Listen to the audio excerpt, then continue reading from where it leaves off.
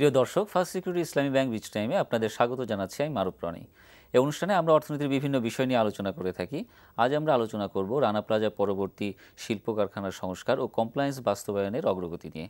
বিষয়টি নিয়ে আলোচনার জন্য আমাদের স্টুডিওতে রয়েছেন আমন্ত্রিত অতিথি বিকেএমই এর সাবেক সভাপতি জনাব ফজলুল হক এবং বাংলাদেশ ইনস্টিটিউট অব লেবার স্টাডিজের সহকারী নির্বাহী পরিচালক সৈয়দ সুলতান উদ্দিন আহমেদ। আপনাদের দুজনকে স্বাগত আমাদের স্টুডিওতে। শুরুতেই জনাব ফজলুল হক, আপনার কাছে আসতে চাই যে 3 বছর পেরোতে চললো রানা প্লাজার সেই ভয়াবহ দুর্ঘটনা। এরপরে পোশাক খাতে এক ধরনের নেতিবাচক ইমেজ সারা বিশ্বে আমরা দেখেছি। তো সেটিকে আমরা কিভাবে কাটিয়ে উঠতে পেরেছি, কি আদৌ কাটিয়ে উঠতে পেরেছি কিনা, আপনার কি মনে হয়? ধন্যবাদ। আমি শুরুতেই রানা প্লাজায় যারা নিহত হয়েছেন, সহস্রাধিক শ্রমিক এবং যারা আরও অনেক বেশি শ্রমিক যারা আহত হয়েছেন এবং অনেকে এখনও তাদের সেই দুঃসহ জীবন যাপন করছেন, তাদের প্রতি আমার গভীর শ্রদ্ধা জানাচ্ছি। এবং আপনি যে প্রশ্নটি করেছেন সেটি অত্যন্ত সঙ্গত প্রশ্ন, যে রানা প্লাজা, আপনি ভূমিকায় বলেছেন যে রানা প্লাজা আমাদের অনেকখানি পিছিয়ে দিয়েছে, এটা কোনো সন্দেহ নাই। আর এর পরে গত 3 বছরে আমার মনে হয় যে যথেষ্ট উদ্যোগ নেওয়া হয়েছে এবং আমরা এর আগে অনেকবার ওয়েক আপ কলের কথা বলেছি, যে বিভিন্ন সময়ে রানা প্লাজার আগে যদি বলি, রানা প্লাজার আগে সবচেয়ে বড় দুর্ঘটনা যেটা তাজরিন ফ্যাশন, ওই পর্যন্ত আমরা বলেছি যে ওয়েক আপ কল, কিন্তু সত্যিকার অর্থে ওয়েক আপ কল হয়তো ছিল রানা প্লাজা এবং অনেক কস্টলি ওয়েক আপ কল, কোনো সন্দেহ নাই, যার জন্য হাজার প্রাণ গিয়েছে এবং টোটাল ইন্ডাস্ট্রি একটা বড় ধরনের একটা নেতিবাচক অবস্থা। সেই অবস্থাটা কিন্তু আমি যদি বলি পুরোপুরি আমরা কিন্তু এখনও কাটিয়ে উঠতে পারিনি, এটাও সত্য।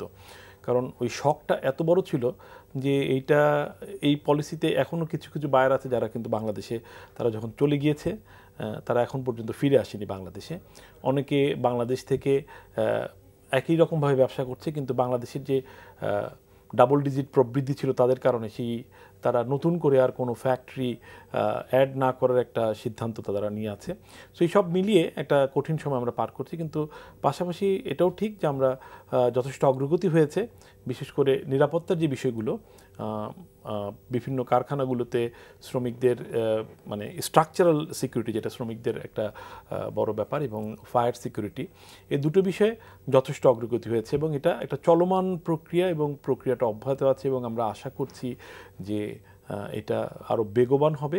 কিছু সমস্যা আছে, আমি নিশ্চয়ই পরবর্তীতে সেই বিষয়গুলো বলবো, কিন্তু মূলত হচ্ছে যে এটা এখনো পুরোপুরি কাটিয়ে ওঠা যায়, চলমান আছে। তো এই বিষয়টি নিয়ে আমরা একটা রিপোর্ট দেখে আসতে চাই যে রানা প্লাজা পরবর্তীতে আসলে আমাদের ইন্ডাস্ট্রিগুলোর সংস্কার কার্যক্রম কিভাবে কতদূর এগিয়েছে, আমাদের সেই রিপোর্টটা দেখে তারপর আমরা আলোচনায় আবার ফিরে আসব। 2013 সালের 24 এপ্রিল সাভারে রানা প্লাজার ধস যা দেশের রপ্তানি খাতের ভাবমূর্তিতেই ধস নামিয়ে দিয়েছিল। হাজারো শ্রমিকের প্রাণহানির পর পোশাক শিল্পে কমপ্লায়েন্স নিশ্চিত করতে হাতে নেওয়া হয় ন্যাশনাল অ্যাকশন প্ল্যান। পাশাপাশি কাজ শুরু করে ইউরোপ ও আমেরিকার ক্রেতা প্রতিষ্ঠানগুলোর জোট অ্যাকর্ড এবং অ্যালায়েন্সও। বিভিন্ন পক্ষ থেকে আসা সংস্কার কাজের তাগিদগুলো বাস্তবায়নে এখন সচেষ্ট সংশ্লিষ্টরা। ইলেকট্রিফিকেশন করার আগে আমরা এখন চিন্তা করি বাসবারের ক্যাপাসিটি কীরকম হবে, ওয়্যারের মাপ কীরকম হবে। আগে কিন্তু আমরা জানতাম না, আমরা ধারণার বশবর্তী হয়ে কাজগুলো করতাম।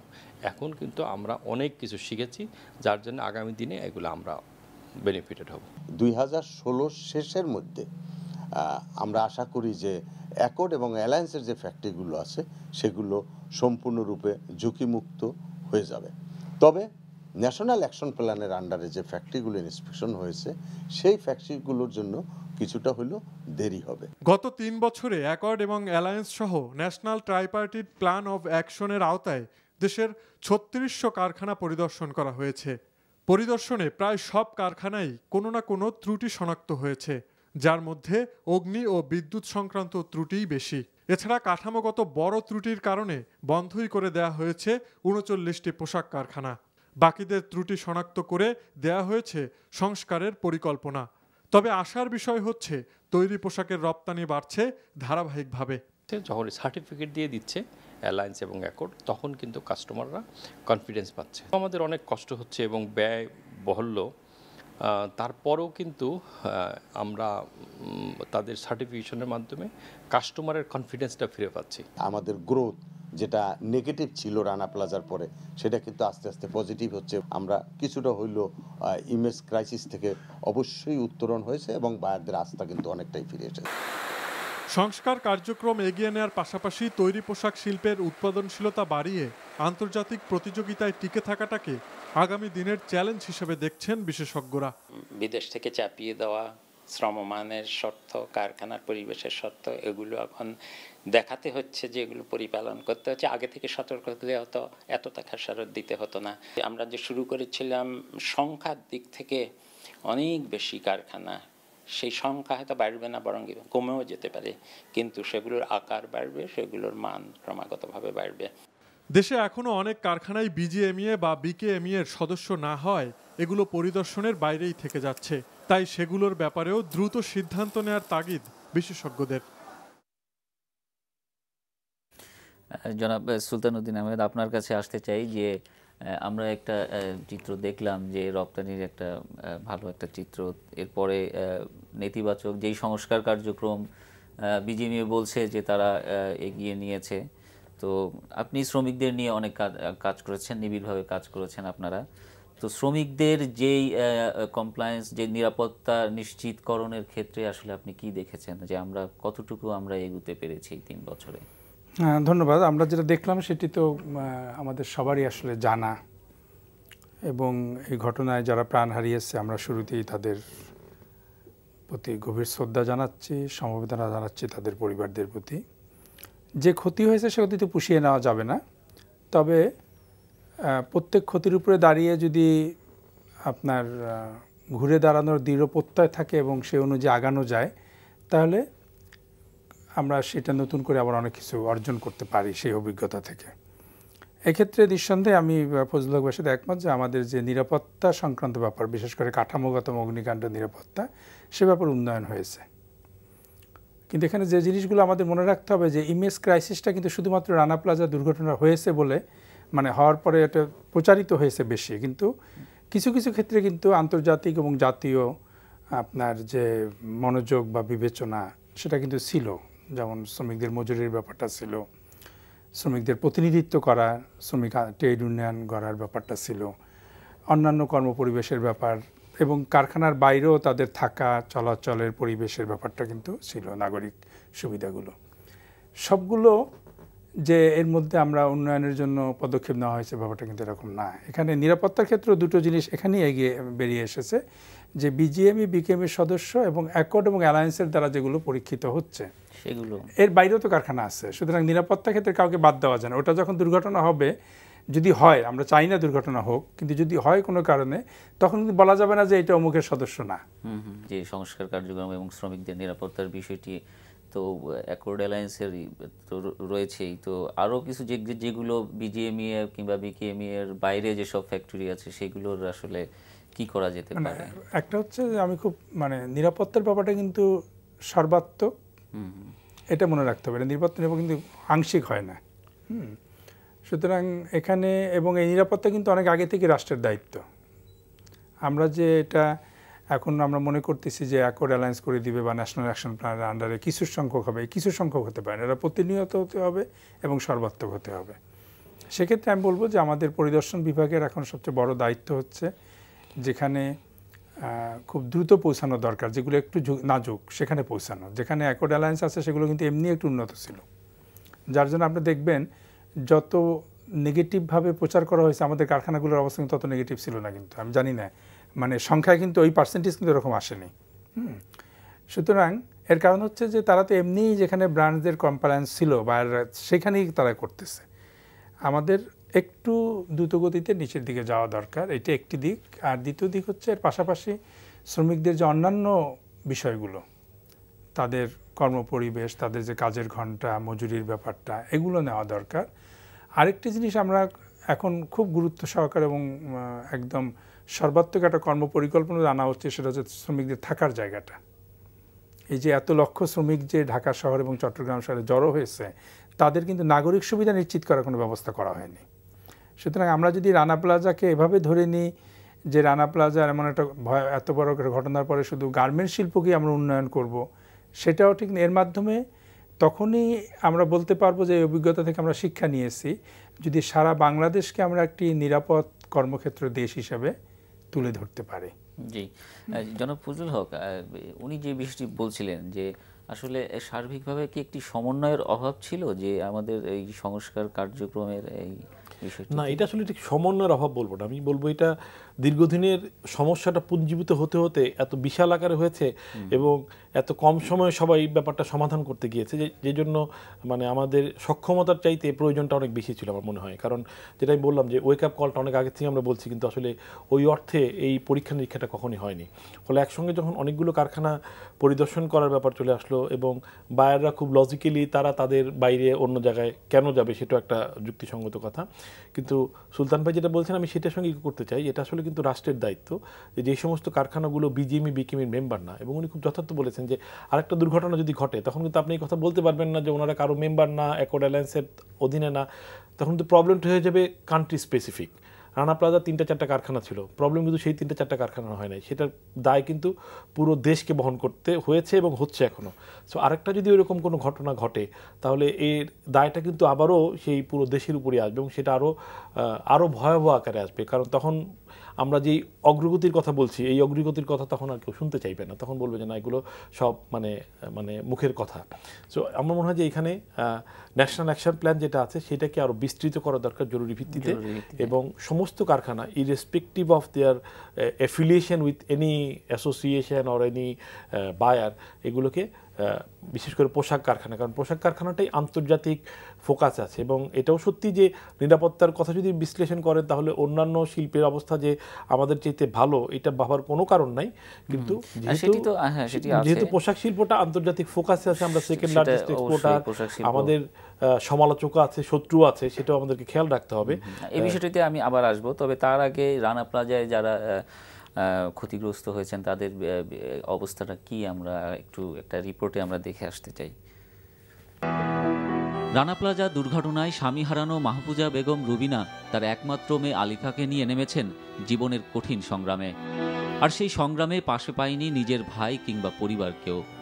টাকা পয়সা আমার লাগবে না, তারা নিজেরাই দিবে। আমাকে ছোট্ট একটা দোকান দিয়ে দিলে আমি সেটার উপর দিয়ে আমি চলতে পারবো। একটু হেল্পের দরকার, আমার পাশে হেল্প করার মতো কেউ নেই। তারা মনে করে যে তোমার পর তুমি দেখো। আমার ভাই আমাকে বলেই দিছে তোমার পর তুমি দেখো, আমি এখন বিয়ে করছি। এখন আমি নার্সারিতে নার্সারি শেষ হলে কেজিতে পড়বো, তারপর আমার বড় উকিল হবো। আলিফা, আকাশ কিংবা সারিকার প্রাণোচ্ছল এই শৈশবকে বাঁচিয়ে রাখাই আজ রানা প্লাজার ট্র্যাজেডি ভুলে থাকার একমাত্র শক্তি ভুক্তভোগী এসব পরিবারের সদস্যদের। একজন তো কথা বলতে পারে না, দেখেন প্রতিবন্ধী বাচ্চা, আমি এই বাচ্চাটা নিয়ে আমি অনেক জায়গায় দৌড়ে বেড়াই, যে আমার নাতিটা কথা বলতে পারে না, আমি অনেক টেনশন করি। এসব পরিবারের সদস্যদের মানসিক ও আর্থিক শক্তি যোগাতে এগিয়ে এসেছে অনেক প্রতিষ্ঠানই। তারপরও কারিতাসের এক গবেষণায় দেখা গেছে 30% ভুক্তভোগী আহত ও নিহতের পরিবারকে পুনর্বাসন করা এখনও সম্ভব হয়নি। আমাদের যে সাইকোসোশ্যাল কাউন্সিলর গ্রুপ তারা খুব অ্যাক্টিভলি কাজ করেছে এবং এখন আমাদের অভিজ্ঞতায় বলে যে প্রতি 100 জনের মধ্যে প্রায় 70% তারা একটা ভালো অবস্থায় চলে গেছে, মানসিক শক্তি ফিরে আসছে, তারা ঘুরে দাঁড়াতে শিখছে। যারা চাকরি করতে পারে না বা মালিকরা তাদেরকে চাকরি দিতে রাজি না, তো তাদেরকে তো কিছু সেলফ এমপ্লয়মেন্টে নিচ্ছি আমরা। পাশাপাশি দেখা যাচ্ছে কিছু লোক ড্রাগ এডিকশনে চলে যাচ্ছে হতাশার মধ্যে। আবার আমাদের কিছু বোন কাজ না পেয়ে বা অন্যান্য কারণে তারা সেক্স ওয়ার্কার হিসাবে কাজ করতেছে। পোশাক মালিকদের শীর্ষ সংগঠন বিজিএমই এর সভাপতি সিদ্দিকুর রহমান বলেন, রানা প্লাজা পরবর্তীতে কারখানার সংস্কার থেকে শুরু করে ভুক্তভোগী পরিবারের পুনর্বাসন কার্যক্রম এখনও চলছে। যেই টাকা তারা পেয়েছে তারা কিন্তু যে গার্মেন্টসে কাজ করতে চায় না সে কিন্তু ইচ্ছা করলে একটা ছোটোখাটো ব্যবসা করতে পারে এই টাকা দিয়ে। এবং অনেকে আমি জানি যে যারা দোকান টোকান দিয়ে কাজ করতেছে, ব্যবসা করে খাচ্ছে। তো এমন যদি কেউ এরকম চাকরি না পায় এবং সে যদি বিজিএমইতে আসে অবশ্যই তাকে আমরা প্রোভাইড করতে পারবো, কোনো রকমের অসুবিধা নেই। রানা প্লাজা দুর্ঘটনায় প্রাণ হারায় 1136 জন এবং আহত হন 2500 শ্রমিক। আহত পঙ্গু শ্রমিক কিংবা নিহতদের পরিবারের সদস্যদের দাবি, জীবন সংগ্রামে যেন তাদের পাশে থাকে সমাজ। আপনার কাছে যেই বিষয়টি আসলে উঠাতে চাচ্ছি যে আমাদের শ্রমিকদের পুনর্বাসনে এই রানা প্লাজার যে দুর্ঘটনায় যে হতভাগা শ্রমিক যারা নিহত হয়েছেন এবং আহতদের পরিবারের পুনর্বাসনে আসলে আমরা কতটুকু কাজ করতে পেরেছি। অনেক সহায়তা এসেছে, অনেকে পেয়েছেন, কিন্তু তারা কি আসলে জীবন সংগ্রামে তারা কি টিকে থাকতে পারছেন? আপনারা কি দেখছেন? আমরা যেটা দেখলাম, এবং আসলে বাংলাদেশ তো ছোট দেশ, সব কিছুই সবার চোখের সামনেই ঘটে। পুনর্বাসনের ক্ষেত্রে আমাদের যেটা সবচেয়ে দুর্বলতা ছিল সেটি হচ্ছে যে ভিন্ন ভিন্নভাবে অনেক কাজ হয়েছে, অনেক উদ্যোগ, কিন্তু এগুলো সমন্বিত করে একটি দীর্ঘমেয়াদী পুনর্বাসন পরিকল্পনা কিন্তু তৈরি হয়নি। এটি হচ্ছে যার জন্য আপনি দেখবেন যে অনেকেই হয়তো ক্ষতিপূরণটা পেয়েছে কিন্তু টাকাটা নষ্ট হয়ে গেছে, আবার অনেকে কেউ টাকা প্রতারণার শিকার হয়েছে, একদম প্রিয়জনদের দ্বারা প্রতারণার শিকার হয়েছে, আবার কেউ হয়তো অপেশাদারভাবে কোথাও বিনিয়োগ করতে গিয়েছে, সেখান থেকে হয়েছে। কারণ বিনিয়োগ তো একটা জটিল প্রক্রিয়া, এখন যতই ছোট হোক না কেন জানতে হয় অনেক কিছু। অতএব আমি বলবো যে এক্ষেত্রে একটি বড় অবহেলা হয়েছে। পুনর্বাসনটা হওয়া উচিত ছিল আপনার প্রথম দিক থেকেই একটি সমন্বিত এবং কেন্দ্রীয় উদ্যোগের মাধ্যমে, এবং একটি স্থায়ী, যেখানে এবং দেখা যায় একই লোক হয়তো 3 জায়গা থেকে কিছু কিছু পেয়েছে। 3 জায়গার শর্ত 3 রকম। কেউ বলতেছে কেউ প্রশিক্ষণ দিয়েছে, কেউ আবার প্রশিক্ষণ দেওয়ার পর দেখা গেলো যে আরেকজন দিচ্ছে তাকে দোকান দেওয়ার জন্য, ওই প্রশিক্ষণের সাথে সঙ্গতি রেখে হয়তো সে পাচ্ছে না। যার জন্য অনেকগুলো উদ্যোগ কিন্তু ছিল এবং এখনও বিদ্যমান আছে, অনেক সংগঠন কাজ করতেছে, ওই সমস্যাটা থেকে যাচ্ছে 1। আর 2 হচ্ছে যে ক্ষতিপূরণ বা সহায়তা যেটুকুই পেয়েছে যেখান থেকে, এটি উচিত ছিল আসলে এত বড় একটা ঘটনা ঘটার পরে এর জন্য একটা বিশেষ বন্ড থাকা উচিত ছিল। এই ব্যাংকিং নিয়মে যে টাকাগুলো আপনার জমা হয়েছে, এগুলো আমাদের দেশে খুব নিরাপদ না সবসময়, বিশেষ করে আমাদের যৌথ পরিবারের দেশ। এখানে সবচেয়ে যে মেয়েরা যখন টাকাটা পায় তখন দেখা যায় যে অনেক ক্ষেত্রেই তাদের প্রতি চাপ থাকে টাকাটা অন্যভাবে খরচ করার, অন্যভাবে ব্যয় করার। এখানে ব্যত্যয় আছে, এটা মেনে নিতেই হবে আমাদের। কারণ মেনে না নিলে যে সহায়তা পাওয়া গেছে বিভিন্নভাবে দেশীয় এবং আন্তর্জাতিক, তাতে কিন্তু অসহায় থাকার কথা না মানুষ, যদি ভালোভাবে করা যেত। আরেকটি দিক এখনই খেয়াল করা উচিত, সেটি হচ্ছে শিশুদের যে আমরা দেখলাম, তাদের দায়িত্ব কিন্তু নিতে হবে অনেক দিন যাবৎ। মানে রানা প্লাজা বা তাজরিন এমন কোনো ঘটনা না যে ঘটনা আপনি শুধুমাত্র একটা নির্দিষ্ট সময়ের মধ্যে শুধু ক্ষতিপূরণ দিয়ে বা কিছু কিছু আর্থিক সহায়তা দিয়ে শেষ করতে পারবেন। কারণ 400-র বেশি তো ছোট বাচ্চাই আছে। তো এই 400-র বেশি ছোট বাচ্চা যে ঘটনার মাধ্যমে আপনার বাবা মা হারিয়েছে বা স্বজন হারিয়েছে, তাদের দায়িত্ব কে নেবে? রাষ্ট্রকে নিতে হবে। তো একটা আইনি প্রক্রিয়ার মাধ্যমে নিতে হবে, যাতে তাদের নামে যে অর্থটা বরাদ্দ হয়েছে সেটা কেউ তুলে না নিতে পারে, তাদের পড়াশোনার ব্যয় হয় যেন, তারা যেন বড় হয়ে তাদের অর্থটা পায়। এগুলোর ব্যাপারে কিন্তু যতখানি দায়িত্ব নিয়ে যাদের দায়িত্ব তাদের এগিয়ে আসা উচিত ছিল, ততখানি কিন্তু হয়নি।